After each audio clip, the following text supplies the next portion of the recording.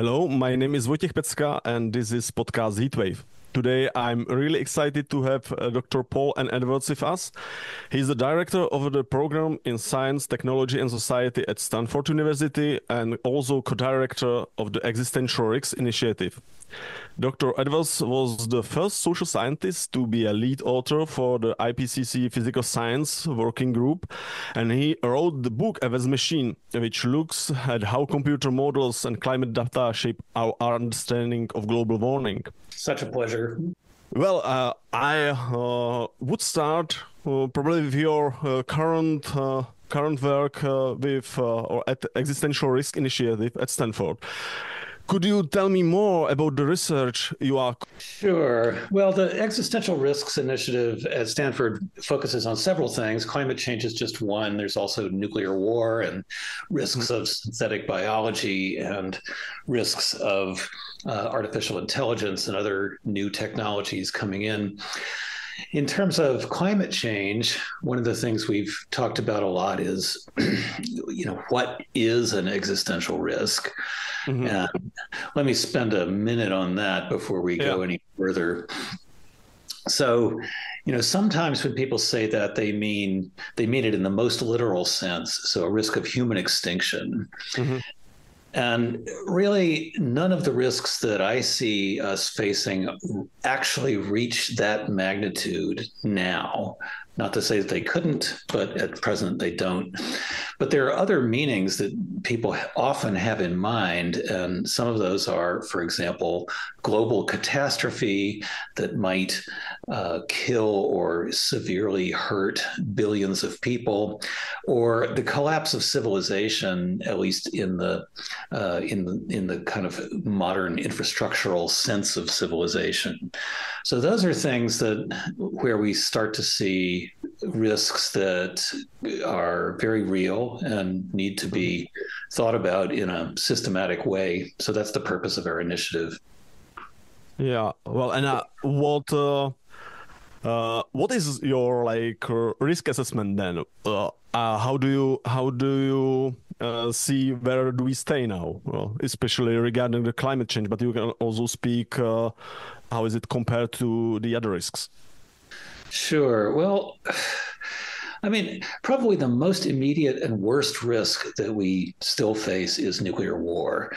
Mm-hmm. And if we think about an all-out nuclear war between the United States and Russia and maybe some other nuclear powers also being involved, Great Britain and France, and then I think that would be the worst catastrophe that we could face in this century.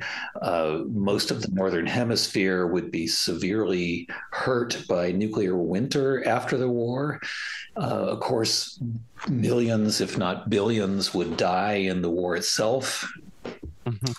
And then the nuclear winter would cause collapse of food systems for at least several years. So many more would die during that time period. Mm-hmm. So this has been studied at other levels of war, and that's where I think we can compare it to climate change. So imagine a nuclear war between India and Pakistan, for example. Mm-hmm. That would not have the same kind of nuclear winter effect as an all-out U.S.-Russia war, but it would still have an impact on the climate that would last a couple of years, if not several years. And some of that risk would be concentrated in the area around India and Pakistan, but it would also affect most of the Northern Hemisphere to some degree and could cause some famine that might be relatively local, but it might spread to the rest of the world because our food systems are so interconnected now. Mm-hmm.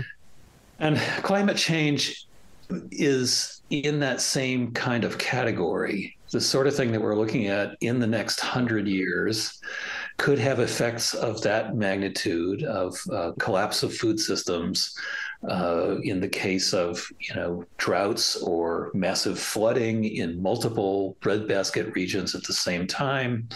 These are definite and foreseeable risks that are real. Mm-hmm.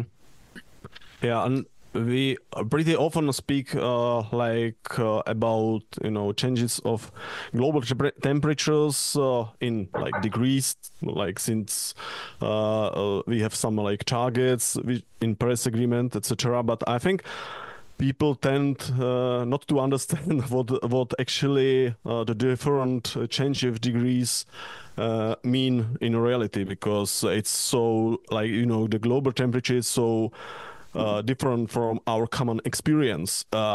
So could you somehow summarize what, according to your research, is like realistic range of possible like futures in terms of global temperatures, and what would be associated risks with those temperature changes? Sure. Yeah. Well, you're completely right that it's very hard for people to understand why what sounds like a very small change of a degree or 2 degrees or 3 degrees of global warming, how that can be such a major risk to the world. And, so thing one is that when we talk about the global average temperature, we're including the temperature over the ocean, which is 70% of the Earth's surface. And that's that changes more slowly and has a more moderate. It's not going to heat as much as the atmosphere over land, which is where we live. So a 2-degree global temperature change on average means something more like a 4-degree average temperature change over land. So that's thing one. And it's, of course, very different in different places. Thing two is that temperature is really a measure of energy. So it's energy in the atmosphere. And part of what that means is that as it rises, the atmosphere is more active because it's heating. And that leads to more extreme weather events. So one of your questions on your list here is about tail risks. And that's really the best way to think about what rising temperatures actually means. If you think of a bell curve where, the middle of the center of the bell curve is the average of weather events today, and then the one of the tails is the extreme heat or extreme drought or extreme precipitation. Rising temperature shifts the whole bell curve to the right. So the area under the tail on the right becomes larger quite quickly. Yeah. So part of what we're seeing already, and have been for years at this point, is that things that were once 1,000-year events are happening every 500 years or even every 100 years. And things that were happening every 100 years are now starting to happen every 10 years. So, that means that the things that are so unlikely, that in the past were so unlikely that we would sort of forget about them as a civilization, like, this is not a weather example, but the tsunami that caused the destruction of the Fukushima power plant, that had happened, a similar tsunami 800 years earlier. And there were even markers on the hillsides around Fukushima saying, "Don't build anything below this line." But people just ignored them because it was so far in the past that we've forgotten about them. And now these things that were once very uncommon are happening much more often, and that will continue to be true. So I guess the last thing to say about this is it's really important to say that it's not just temperature. Temperature means higher temperatures means also more severe and longer droughts in some places, more severe flooding and precipitation in other places. All kinds of weather effects become changed. And Yeah, well, but what kind of magnitudes, we are talking about? Because, like, for example, today, like, our national security advisor to Prime Minister Tomáš Pojar said that we should slow down decarbonizing and focus more adaptation. And I think he just doesn't see it as a really big issue because we have, like, economic issues. I don't know, this automotive industry should wants to use internal combustion engines for a longer period, and he didn't see us as really causing a problem because EU is like just, I don't know, 7% of world's emission, and he's basically saying, oh, let's focus on adaptation. But is there really a way to adapt on climate change if we stop mitigating? Yeah, well, so let me talk about some of the really extreme risks, and I mean, the easiest one to talk about, because it seems like it's actually very close to us, is this the Atlantic meridional overturning circulation. So that's the acronym for that is AMOC, AMOC.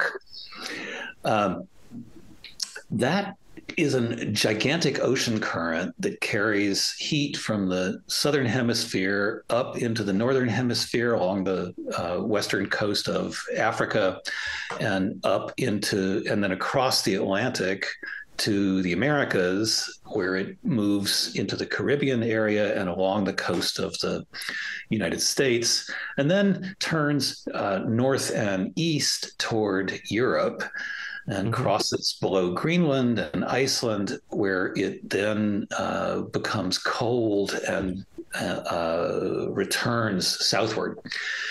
So the heat that current carries is responsible for the relatively mild climate especially of Northern Europe. Otherwise, Northern Europe would have the same climate as Canada, which is much colder. So this current has collapsed many times in the past when certain things have happened, such as the melting of the great ice sheets at the end of the last ice age.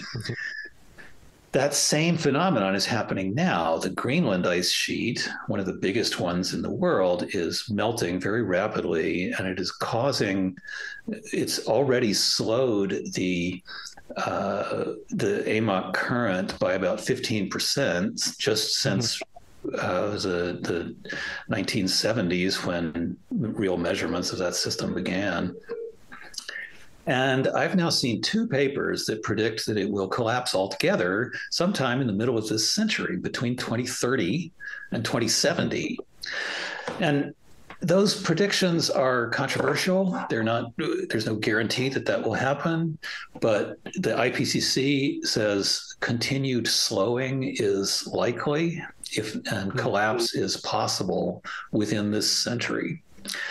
So if that were to happen, Northern Europe would change dramatically, would become a lot colder, but it would also reorganize the climate system of the entire planet. And the way it would do that is not well predicted by current models, because it's something, completely outside of historical experience.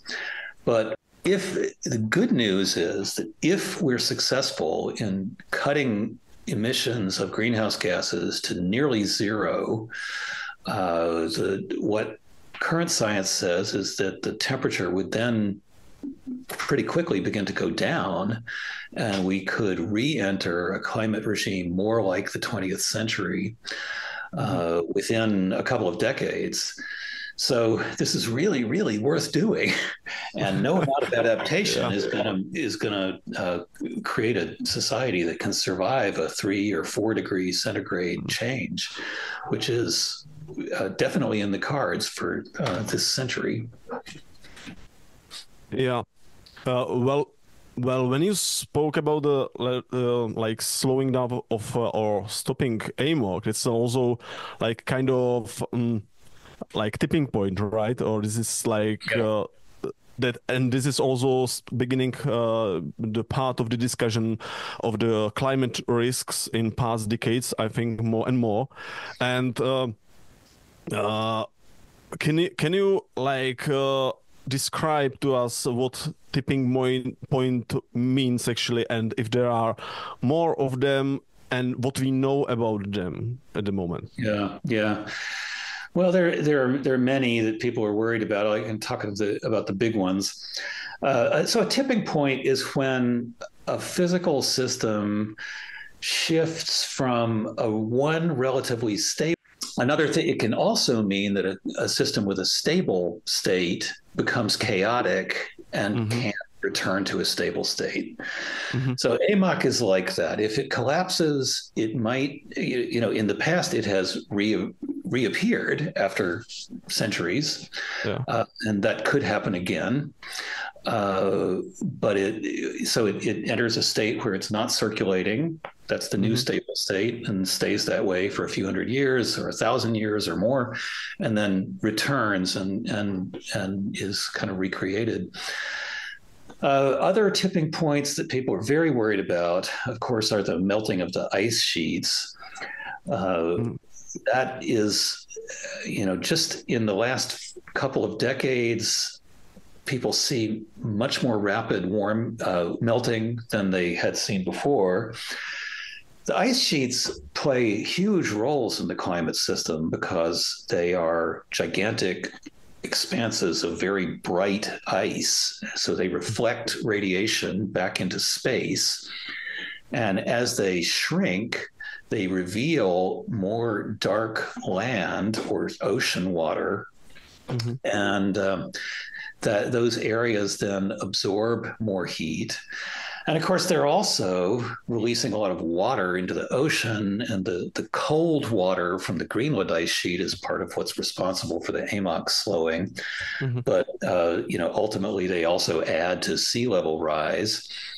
And once they're gone, there too, it would take hundreds of thousands of years, if not longer, for them to reappear if the climate were to cool enough for that to happen. So, another thing that's going on is the melting of permafrost in the northern hemisphere. That has probably also reached a tipping point where that melting will continue for centuries to come, if not many millennia. And as it melts, all the organic matter in that permafrost begins to decay, and it releases methane, which is a very potent greenhouse gas, and also carbon dioxide. So it's kind of a self-stoking cycle that will contribute to further global heating. So there are more, but those are three of the big ones.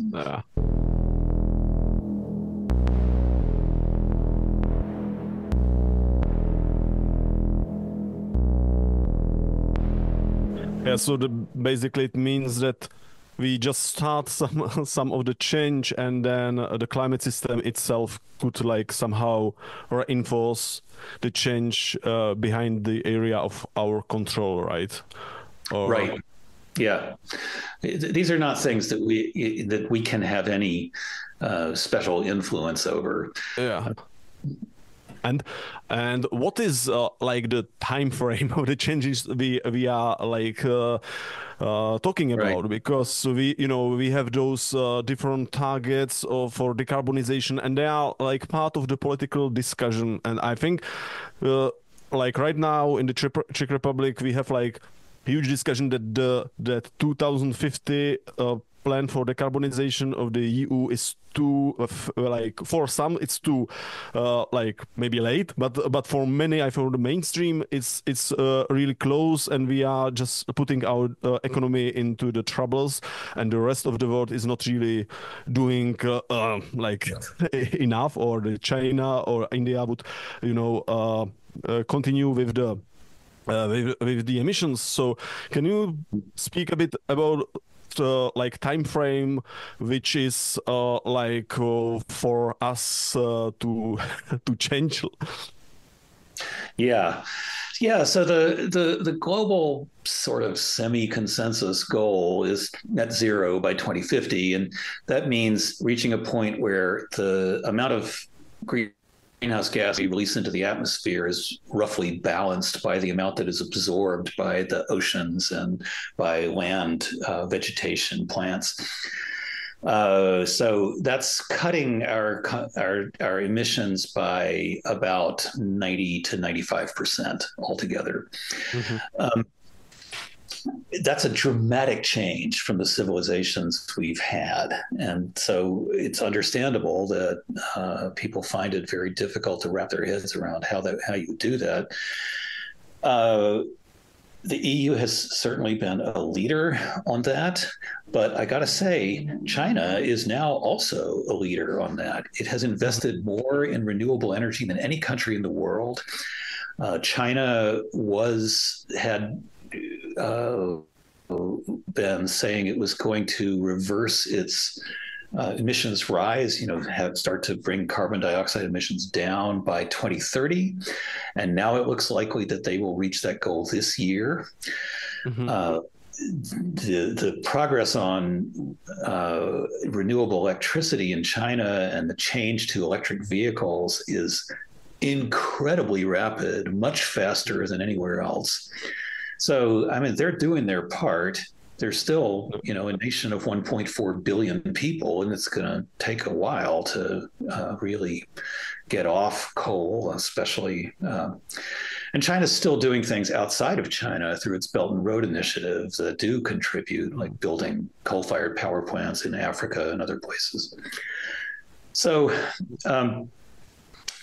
it's very easy to look at any particular place and say, France has low CO2 emissions already because of its nuclear power, so why should we do any more? The United States has been, emissions have been declining for a couple of... Yeah. And maybe my last question to this introductory topic is can you assess somehow how the risks associated with climate change are distributed throughout the world? Because when I saw your lecture on existential risk initiative, I was kind of shocked about the damage which is impacted in high impact scenarios to the tropics and especially to ocean life and non-human species as well, because I believe that people still are pretty able to adapt, but if the nature will start dying, that would be also another issue for them. So could you reflect more on this? Right. So the 2021 Intergovernmental Panel on Climate Change report that I worked on, the physical science part, there are some graphs in there that show what would happen to the tropics on a 3-degree or 4-degree global heating. And it's catastrophic. Those regions would essentially become, many parts of them would become uninhabitable. And when we say that, we're talking about places, especially where there's very high humidity as well as high temperature. So South Asia, Southeast Asia, that whole belt around the world, parts of the Middle East, you get temperatures that are above 35 centigrade with very high humidity. The human body cannot survive in those temperatures for more than a few hours without protection. And we're talking about places where air conditioning is still very uncommon and unlikely to become common because there are so many people who don't have enough money for that, and nations that can't supply it. So there have already been heat waves causing many deaths in those areas, and as they get worse, we may reach a point where people just can't live through it, and we have mass death. It hasn't happened yet, and part of the reason it hasn't happened is that people are ingenious and they're able to do things that are kind of unexpected to adapt to that. But there's definitely a limit, and we're only at about 1.5 C of warming now. And that's even if you take the IPCC estimate, it's more like 1.2 or 1.3. Mm-hmm. So if we talk about doubling or tripling that, then we're in really terrible territory. Now, it also means ocean heating. And we don't think about that very much because we don't live in the ocean. But ocean heating, it can kill marine life just like it can kill, people on land. And if we reached temperatures that high, many ocean species that live in those areas would die out. They might be replaced by other species that can survive it, but those aren't necessarily ones that are useful for people. They might be, for example, jellyfish, which seem to have a amazing capacity. Well, I think someone said in your lecture on those risks. Thank you so much for ruining my day. But on the other hand,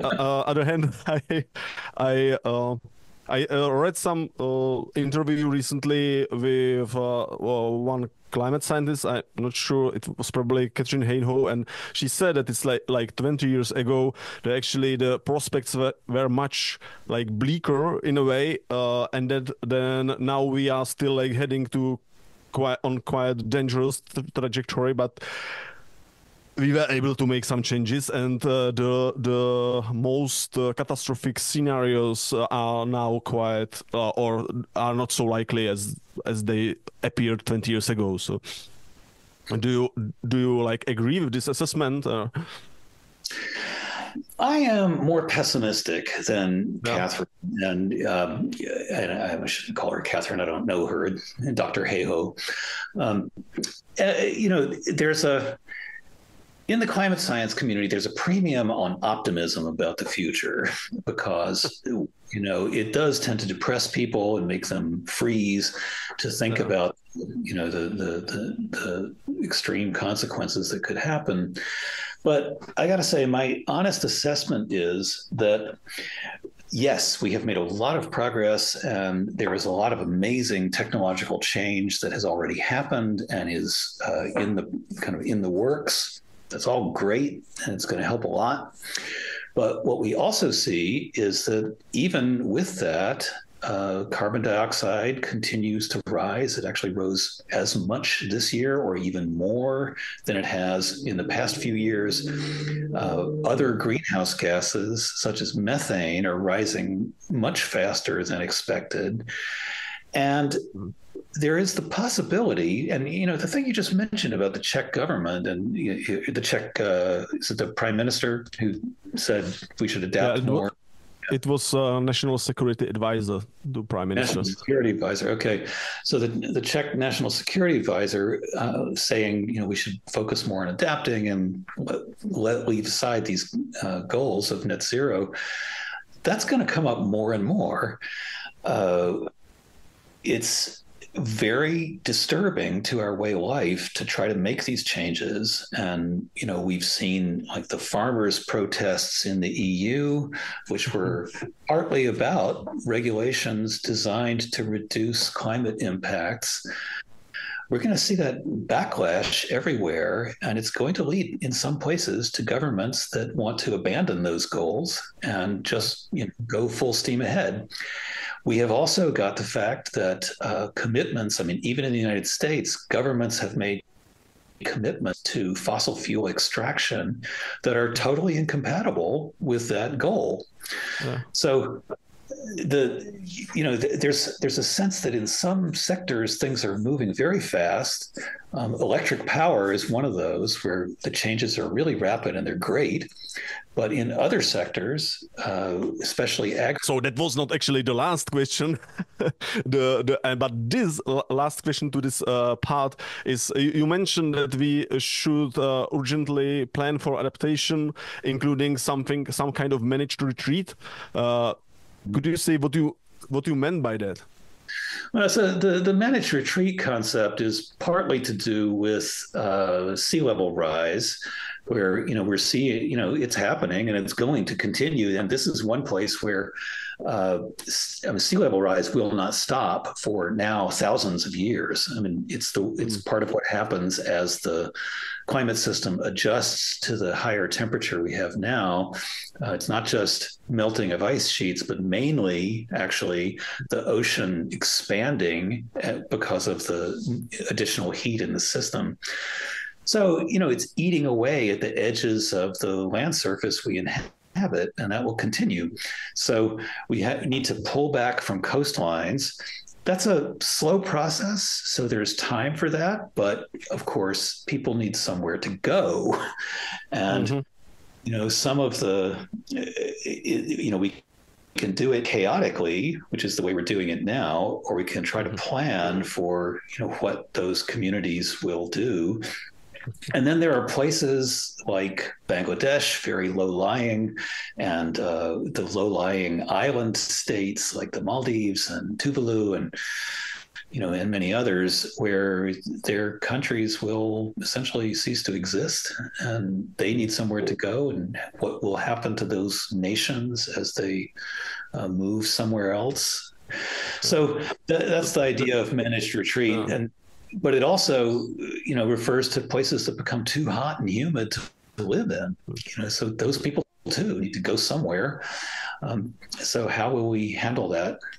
So there's a whole sector of work on ways of managing that problem. Yeah, well, it can pose like serious issue for like actually international order, right? If we can see like some migration waves or something of sort of this. But let's move to another topic. You are the author of a book, A Vast Machine, which is like fascinating history and also theory of science and of knowledge infrastructures. And you are actually describing like in long term how the whole like institution of climate science is developing. And it's like pretty complex and fascinating, but I probably would start with simple question because you cover it in the book in a detail, and it has to say much about this whole underlying infrastructures, etc. How do we get actually a global temperature? Because the Earth has no temperature meter or anything like that, and how we did get to the moment when we have a one number for the whole globe, which says this is the temperature of the Earth. Sure. Well, to me, it's a fascinating story, and I could talk about it for hours. I'll try to be concise. Okay. So, obtaining a global temperature, but with instruments, with thermometers, begins really in the 17th century. Attempts to do more systematic observation in relatively small areas. People in different places would share their instrument readings and do that over periods of time and begin to get average temperatures and kind of a picture of how the temperature profile of a whole area stacks up. And as we moved into the 19th century, especially because of colonialism, more and more of those temperature stations, weather stations, were set up around the world. And some organizations emerged to try to pull all those measurements together and kind of count them. So, the colonial powers are the ones that do this first. And of course, most of it is happening on land. We're collecting the temperatures where people live. But as I said earlier, global average temperature also includes the ocean. So part of the story is also ocean observers. And there in the mid-19th century, we begin to get ship's logs that keep track of temperature in the air at sea and also temperature of the surface of the ocean. And this process kind of goes on, and by the around 1900, there's an organization called the Réseau Mondial, which means worldwide web, essentially, worldwide network, Mm-hmm. that collects weather observations from all these individual stations and tries to create a kind of distributed map of the world and its temperature averages. In the later part of the 19th century, there's this amazing voyage of a research ship, the HMS Challenger, which sailed the seas from 1872 to 1876 and collected all kinds of observations for most of the world, not the poles, but most of the rest of the world, measuring ocean temperature not only on the surface but also at depth and air temperature.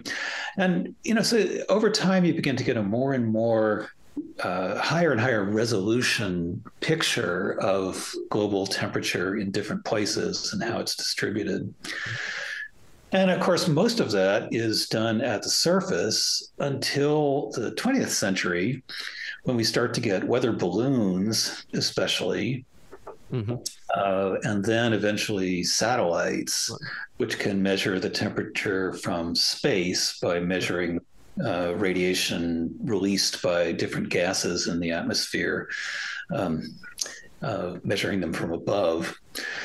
So it's a very complicated story, but ultimately it's many, many, many instruments in thousands of places, and then in the atmosphere and on the surface of the ocean and below the ocean as well. With now we have this amazing system of drifting buoys that can sink down to depths of a couple of thousand meters and then emerge back to the surface and broadcast their readings to so that they can be So then you have like 3D, basically the 3D grid of the measurements, right? Exactly. Yeah. But what was really fascinating in the book, that's the tremendous work in harmonizing all those data together, and that because I didn't really thought about this before, that you have like different types of measurements, and sometimes in a case, for example, of satellites, even like the same instruments needs to be calibrated, right, with the same time which was functioning before.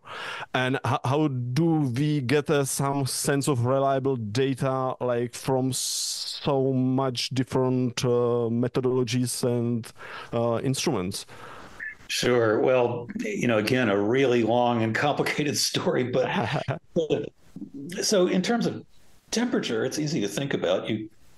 For example, for many decades, the main source of temperature readings were mercury thermometers with scales written on them. You can imagine the old style thermometer. And then a person is looking at that thermometer and reading the line. So there's a certain amount of error involved in that reading because it's a person and because the scale is not perfect. And then you get some new type of thermometer that might measure with a different method. So you need to set them up side by side for a while and see how they compare. And it can happen that a new instrument systematically reads a little bit differently, a little bit higher or lower than the previous instrument technique. And of course, once you know that, and you know what the systematic difference is, you can subtract or add to bring the two sets of readings, the mercury thermometer and the new thermometer, bring them into line. Then you have the problem of, what happens if your thermometer in the Czech Republic and my thermometer here in San Francisco, how do we know that they're reading the same thing? And there the story is very much one of standardization. That once we get instruments that are well standardized and produced by, reliable manufacturers, that becomes less of a problem. but still need to periodically calibrate them against each other. And then you have the problem of what happens with records over time, because readings that were taken in the 19th century, how do we know that they are well calibrated to what we are measuring today, 200 years later? And, it's a long, complicated process, but there too, by comparing and using lots of different readings in different places, you can get a picture of the systematic variation and create a data model that will bring them all into line. And of course, the further we go back in time, the larger the error bars around the instrument readings, because we don't know everything about them. And there are people who've spent entire careers working this out and thinking about things like, here's a weather station where you see a stepwise jump that suddenly the temperature seems a lot higher, another goes up by a degree or half a degree for a while. So what happened there? And they go back and look at the station and find out that the thermometer moved from the north side of the hill to the south side of the hill and had more exposure to sun. So it's, people have spent lifetimes kind of figuring out how to make all these readings compatible with each other. It's imperfect, but today we're pretty confident about how they work, partly because we have several different groups doing their own independent analysis of the raw data. Yeah, and they tend to converge in some with different methodologies in some respects, right? Or what you had the parts in a book when you actually compare different reconstructions, and then you can see how they can diverge more to longer in the history, and how they are more converging with more data towards present. Right. Yeah. But yeah, that was fascinating thing by itself. But and I also really like this idea that actually also the data itself are now actually modeled, or somehow there is data models included, because you need to adjust for those different biases. But it could lead the conversation towards the history of climate models, because they are very important for us to project temperature, to not just temperature. That's they compute many different things, but how did they appear and when did they become some kind of reliable? Because I also read different articles on the history of climate modeling, and what I understood that from the beginning they tend to somehow to kind of collapse, and after several runs or something they got completely unrealistic results, which was overcome over years. So could you somehow tell us the history of climate modeling? Yeah, well, so what we call a climate model now is really a mathematical model of the physics of climate change. So it includes a lot of stuff. The earliest mathematical models of climate had to do with greenhouse gases. And they were simply just trying to figure out what happens if we get more carbon dioxide or less carbon dioxide in the atmosphere. They knew, and I'm talking now about the late 19th century. This model was published in 1896 by Svante Arrhenius, a Swede. He was a chemist and understood things about how radiation is absorbed by gases. So, he created a model that was essentially in two dimensions, vertical and horizontal. And took the idea was, well, God, it's so complicated. So okay, or maybe just we can stay with that we had a guy who was trying to do this in 19th century. Sure. Okay, so 1896, you get a climate model that is mathematical analysis of what carbon dioxide would do to global temperature. Yeah. It's simple, but it's actually not far out of line with modern climate models. And then over time, they add more physics to these models until they become three-dimensional, and then they have a fourth dimension, time.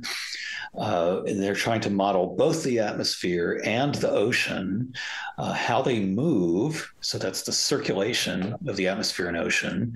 And then how they change when you get different perturbations to those systems from greenhouse gases, especially, but also from other things like volcanic eruptions, where those change the absorption of heat.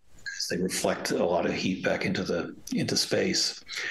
So today, these are super sophisticated. They contain many, many variables, and there are lots of them. So we compare them to each other, and there's a very systematic process for comparing them and trying to understand why they differ, because some are better at some things, and others are.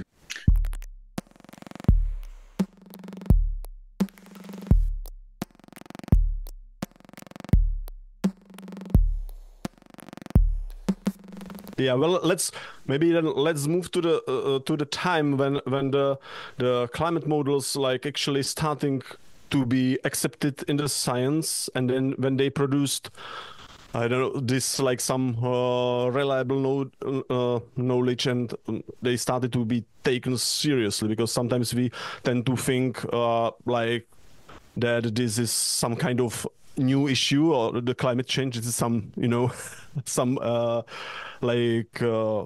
fashionable thing. But I was pretty surprised by reading your book how deep in 20th century the research is going, or is having roots somewhere. Yeah, well, the critical moment in climate science is when you begin to be able to model both the atmosphere and the ocean, because they're the major components of the climate system. And really, up until about 1975, that could not be done with computers that they had at the time and the mathematical techniques. And then it starts to really roll. And by the end of that decade, the 1970s, there was reasonably reliable computer models of climate, and they were projecting out 50 or 100 years, and they could see the temperature change that was coming. And really, some of those models have held up very well. We even ones that were made before that, in the 60s and 70s. So, a lot of people mark the political moment as the end of the 1980s, but really by the beginning of the 1980s, there was enough scientific knowledge of climate change to make pretty strong claims about what was going to happen. And scientists were getting very seriously worried. And, by 1988, the first formation of the Intergovernmental Panel on Climate Change had happened, and they were beginning to prepare a report that became the first IPCC report in 1990, and it's just kind of moved on from there. There have been some mistakes in forecasting, but really relatively few compared to what could have been possible. Yeah, that brings us quite more to the present, and I myself, I'm kind of researching deception or climate denial groups, and for what was interesting for me, that when I realized that the climate denying groups established like since I don't know the beginning of the 90s, basically when there was some like international effort to reduce greenhouse gases. And one of the big part of the whole like climate denying discussion one was issue of climate gate, and you describe it like quite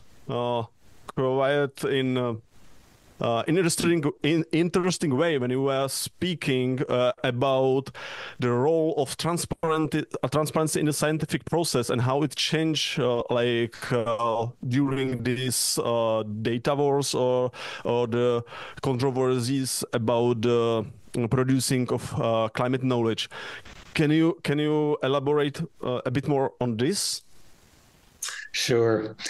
Well, before I really turn to that, it's important to say that data, as we understand it today, tend to be, easily shared, and they come in the form of electronic records that we can't even see. We just kind of pull them into our computers and do things with them. But in the past, records were always kept on paper, at first handwritten, and later stored on computer punch cards. Even before what we call computers today, they were being used a lot in punch card systems that could add and subtract and do some mathematics without true computation in the form we have today. Yeah.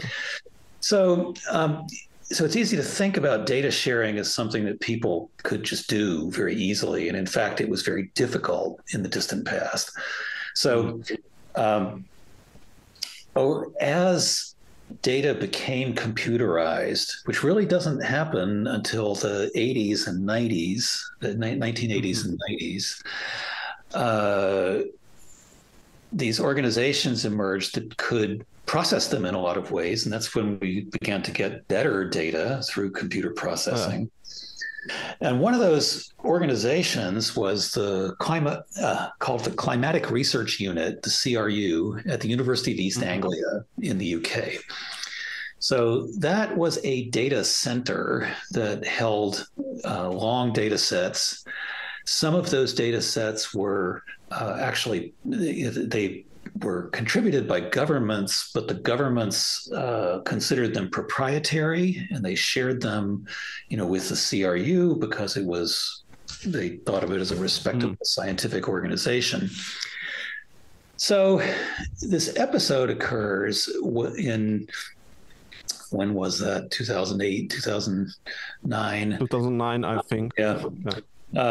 When the computers at that organization, the CRU, were hacked, and emails were released that seemed to show the scientists there resisting giving data to skeptical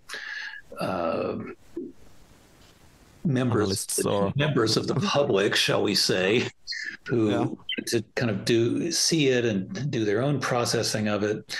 And they did actually seem to resist that, and partly because they understood that the skeptics' purpose was really just to destroy their reputation and not necessarily to do science. But they showed some other things too. Some of those scientists were saying they didn't want those skeptics to ever be able to publish in the journals that they run and contribute to. So they seem to be doing kind of anti-scientific things. And the other big thing they did was to release a lot of data from the CRU. So even then, in 2009, this was a controversial thing to do, to have data kind of shared publicly with anyone who wanted to pick it up. And an amazing thing about the last decade, the one that so the last thing I'll say is that, transparency in science has always been about replication. When you publish an article or create a method, do you publish that in a way that other people elsewhere can replicate it without your involvement, so that you don't influence how they do the replication? So now we have that. The data are there, the models are there. Independent researchers can, in principle, replicate them. In practice, it's rarely done because it's so complex. But the principle is now kind of well established that this needs to be done, and it is done. And we have, one of the best results of this is this great organization called Berkeley Earth at the University of California, Berkeley, that was started by a guy who was very skeptical based on that ClimateGate episode. He thought he was a conservative and a skeptic and a physicist, and he thought that the climate people were kind of making it up, fudging the data. So he decided to do this whole project of his own, where he would collect all the data and analyze them himself and see what happened. And the answer was that he ended up with there was this guy named Richard Muller. And he built a great team of statisticians and scientists, and they redid the whole global data set, the whole global database. And their results look pretty much like all the other 5 or 6 major global data sets. So he ended up convincing himself that they had done their homework and done their job well. And now that organization is one of the most respected sources of climate data in the world. Yeah, that's a really interesting story and fascinating of the conversion of skeptic by looking at the data by himself. Maybe my last part of the interview would be reflecting on your experience in the IPCC. As I said before, you are actually the first social scientist who was lead author of the working group on physical basics. Am I right? Well, it's certainly true that I'm the first historian to actually serve. I mean, my great colleague Jim Fleming was a contributing author, which means that he read things and helped edit and added a few things in a previous report. But I'm certainly the first historian to serve in Working Group 1, the physical science group. There are lots of social scientists in the other 2 working groups of the IPCC. Can you reflect on your experience with the IPCC, because I think that's also not really a common knowledge what the IPCC is, how it works, and what is this purpose. And it would be nice to have some broad reflection from especially from someone who is participating in it. Sure. Well, the most important thing is that the IPCC assesses science. It doesn't do science. So it's not a research organization. Its purpose is to, every few years, every 5 to 7 years since it started, to look at all the publications that have happened since the previous report and kind of compare them, contrast them, see what seems to be well understood and what's not so well understood and why, and what the variability is, and so on. So it's an assessment report. It's not a research report. So it's not, IPCC is not responsible directly for the graphs and things that it puts out. It's just integrating all the other science that's been done. And it has three working groups. So there's the physical science group. That's the one I was in, that just looks at the state of the physical climate and its future.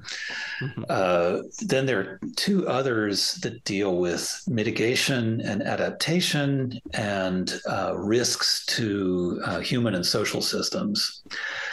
So, human and natural systems. So I know less about those, but so. Okay, so it's basically assessing all the available research which is being done. Right. And thing is that over time, the number of articles published in climate science has exploded. So this has become a very difficult task with tens of thousands of articles to evaluate. And, not all of them are that important, but you still need to kind of know about them.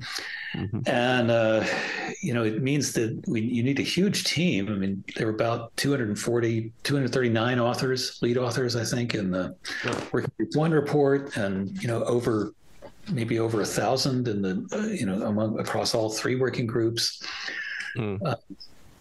Just an enormous effort. And, a mountain of reading to do. And then a lot of discussion, because the process is you write a draft of, with your team in your chapter, you write a draft, and then it goes to all the other chapter teams, and they comment. You rework it. You iterate that cycle a couple of times, and then government representatives also participate because it's an intergovernmental panel on climate change. The government representatives can comment, and a lot of them are quite, they're not necessarily scientists, but they really know what they're doing. Some others are not really very good at what they're doing, and they're mainly ideologues who want to kind of push back without a lot of good reason. Anyway, so they can comment, but they don't necessarily get their changes accepted because the scientists, hold that piece. Yeah. So it needs to somehow also make a kind of infrastructure for holding this data and facilitating these discussions and to decide like what to include and what not, right? Right. And it's it's kind of a terrifying process because everybody wants their little piece of science included. And so the reports are very dense and extremely long. I think only a handful of people ever read all 3 reports cover to cover. I mean, it's a kind of heroic task to do it and try to understand it. But they function as a sort of encyclopedia where, any piece of the climate science universe that you need to understand, there is part of it in the IPCC report, and they do a good job of surveying the field and kind of determining what the levels of likelihood and trust should be in different parts of the science. Yeah, actually, when I was reading some interviews with scientists, like working in IPCC, it sometimes it really was it sounds like a horror story because there were so many comments which needed to be addressed, and also like kind of pushbacks from different like interest groups which they needed to resist, and then at the end they needed to kind of discuss all over the world with the this like the densest report for which how is it called, this assessment for policymakers, right, and it is in kind of time stressed environment. So how did you handle this, and do you experience this as like similar as stressful experience, or is it more enjoyment for you? It's very stressful and it's exhausting. Some of the turnaround times are very fast, and there's this kind of bizarre disjunction between, so you write a draft and then you push it out to everyone else and to the, to expert comment outside of the IPCC and government comment. They can all, write their comments, but that process of collecting the comments takes 2 months. And meanwhile, you are still revising the draft. So by the time you get the comments back, the draft isn't the same. And then you have to figure out, what they're talking about and refer back to the previous draft. It's, just as an editing process is insane. But the crucial thing about that whole peer review process is that you must respond to every comment, no matter how irrelevant or stupid. You have to say why, what you did to change the report as a result, which could be nothing, but it's often something. And document all the changes that it goes through. And the comments and the responses are all collected, and now they're published. So the last couple of rounds of IPCC, those are all available. And we had in Working Group 1, we had about 70,000 comments. Oh my God! So the effort involved is colossal, and it's a piece of transparency. It's something I ended up at the end wondering whether it's something that really can be continued in that form as the science continues to grow in scope and scale. Can we still manage that kind of comment process? And is it worth it? And I think it has enormous public value to show the work and show that every little potential difference of opinion has been addressed, and that it's all the outcomes are all based on data and well understood science, and that the error bars in the science, the uncertainty are well characterized. I think that's crucial for the public acceptance of this work. And it's the basis of the IPCC's authority. So it's kind of a masterpiece. I do think that people hold up the IPCC as a model for other things that could be done in many other fields of public life. And I think they just don't realize exactly how enormous and how exhausting it is. And I guess the last thing to say, go ahead, ask your question. I just wonder if we would have like some scientists in some years who are willing to go through this painful process. Yeah, exactly. And another critical thing about it is that most of the scientists who do this work are doing it as volunteers, not being paid for it. I mean, some are, but when they're being paid, it's not like they're getting a reward for doing this. It's more like their institutions are saying, okay, 25% of your effort that we're paying your salary for can go to IPCC. That was my case. And I'm very lucky for it. Others were doing it kind of in their spare time. And, some of my colleagues, many of my colleagues, I would be meeting with them at 1 or 2 in the morning, their time. And they're beavering away at this huge effort. And that fact is important, because if you started to pay people directly for this work, that would open it up to corruption. And that's, the process of science is all about avoiding, individual opinions and politics and money playing a corrupting role. It's funny you said it, because it's pretty often circulating information like here in denying scene that scientists are being paid for IPCC to produce a climate alarmism. Right. So, but it brings me to another question, because sometimes I can hear from some like activist groups that IPCC is way too conservative, that it does not include like some potential high risk scenarios, and it tries to like be too conservative to calm everybody. And on the other hand, you have like groups who are like since the beginning of the IPCC saying, oh, this is just some political group which is trying to make fear and for some kind of like purposes, for granting, because there you have some like conspiracy theories, etc. Like, what is your point of view where the IPCC stands? Is it like more conservative, more alarmist, or is it something completely different? Or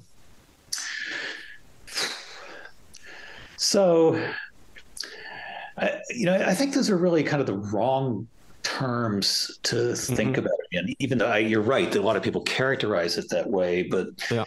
and even some of my well-informed colleagues will talk about the IPCC as been overly conservative, but I think the real answer is that for the most part, science about climate is about the past. And part of what that means is that when we speak about, how much the temperature has changed, we're talking about an average over at least the last 20 years and usually much longer.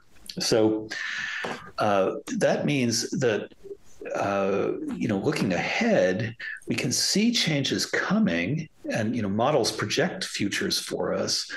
But those futures have some uncertainty attached. And so scientists are reluctant to say, this is definitely what's going to happen. They will say, here are the most likely trajectories we might be on. And a large part of the IPCC's work is to develop scenarios for many different possible human futures and what would happen to the climate in those cases.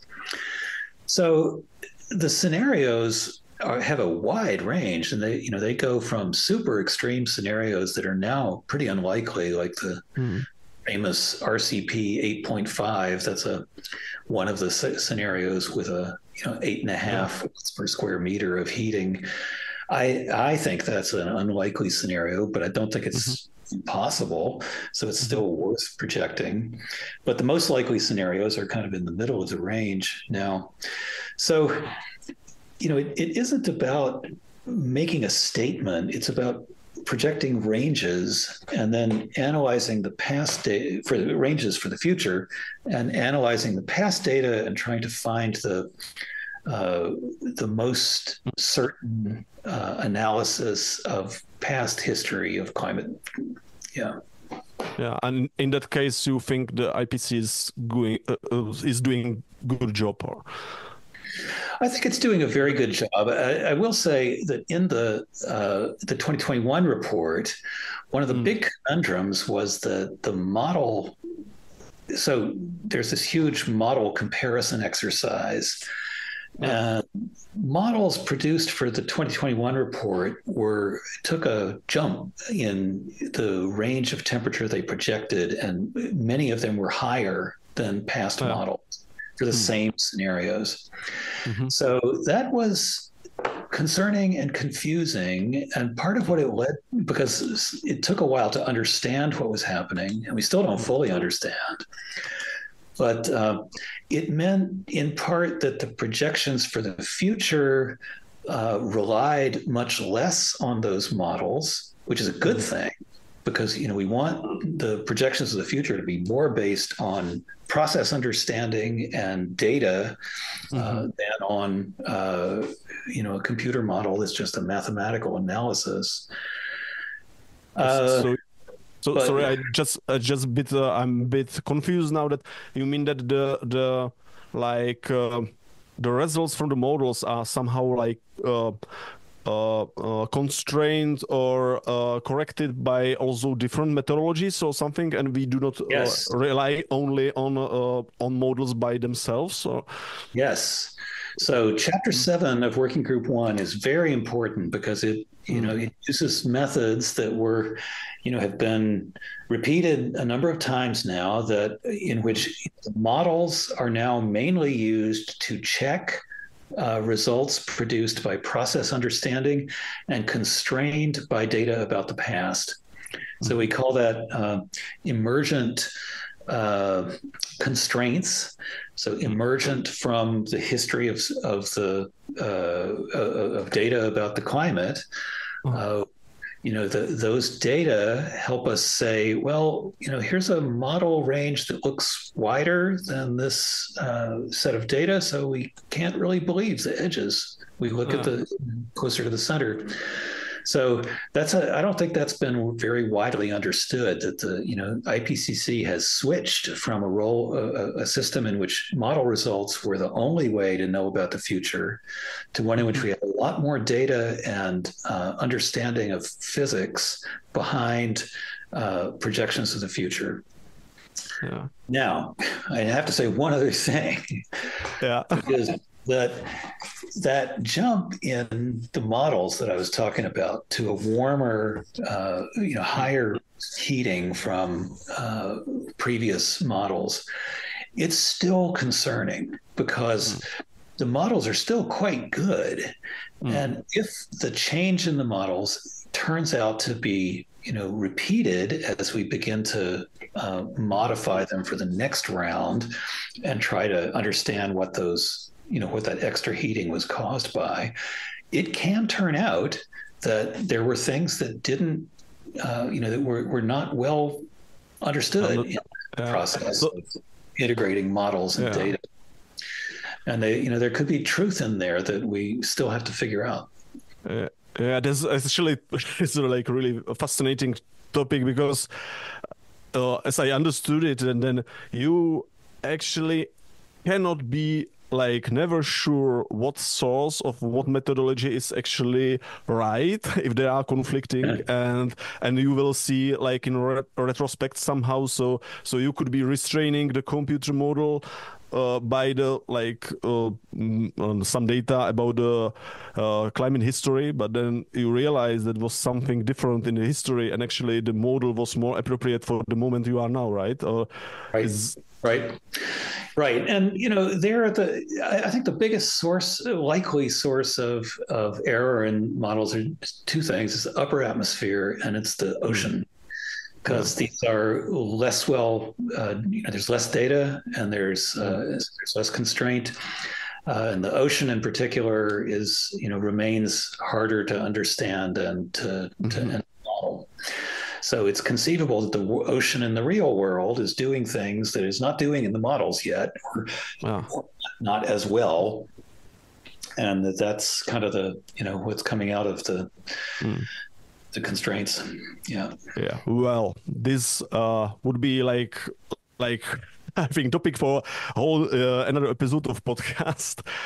It's like truly fascinating, and I'm afraid that my kids is running in the room and it has no teeth. Okay. It's the first teeth which fall out from its mouth. It's 6 years old, so so I'm sorry. Now it's my time for interruption. No, I enjoyed this. And it's been great speaking with you. Okay, but it was like really pleasure to having you on the podcast today for the whole conversation, and thank you so much for sharing your insights and expertise.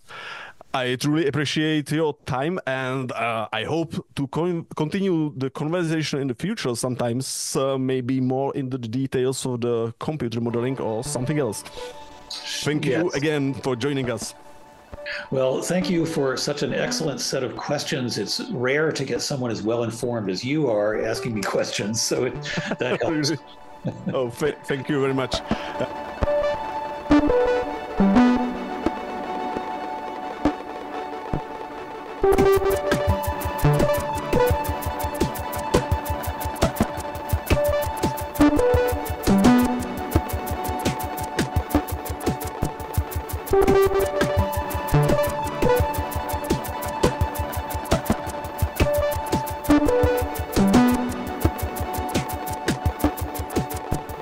Thank you.